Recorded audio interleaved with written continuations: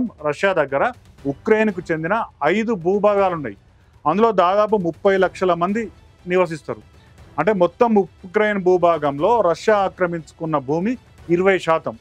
ఇవన్నీ కూడా రష్యన్లు నివసించే ప్రాంతాలని రష్యా ఎప్పటి నుంచో చెప్పుకుంటున్నది. ఆ ప్రాంతాలన్నీ సహజంగానే తమ దేశానికి చెందినవని, తమ భూభాగాలని రష్యా ప్రకటించుకున్నది. అత్యంత విలువైన ఖనిజాలు కలిగిన భూమిని రష్యా నుంచి తిరిగి తమకు ఇప్పించాలన్నది ఉక్రెయిన్ ప్రధాన డిమాండ్. ఉక్రెయిన్ కూడా కొంత రష్యా భూమిని ఆక్రమించుకుంది వాస్తవంగా. కానీ రష్యా తన సైనిక చర్య ద్వారా ఆ భూభాగాన్ని తిరిగి స్వాధీనం చేసుకున్నది. ఇట్లా రెండు దేశాల మధ్య భూమికి సంబంధించిన వివాదం నడుస్తున్నది. అసలు యుద్ధానికి ప్రధాన కారణం కూడా ఈ భూభాగం ఆక్రమణ విషయమే.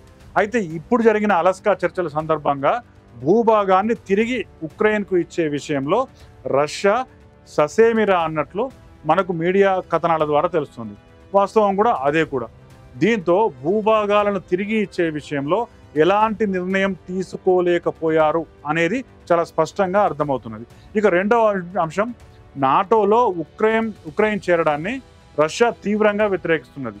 తమ సరిహద్దు దేశాల వరకు నాటో విస్తరించడాన్ని రష్యా అంగీకరించడం లేదు. ఒకవేళ ఉక్రెయిన్ నాటోలో చేరితే అది తమ దేశ భద్రతకు ముప్పు అని రష్యా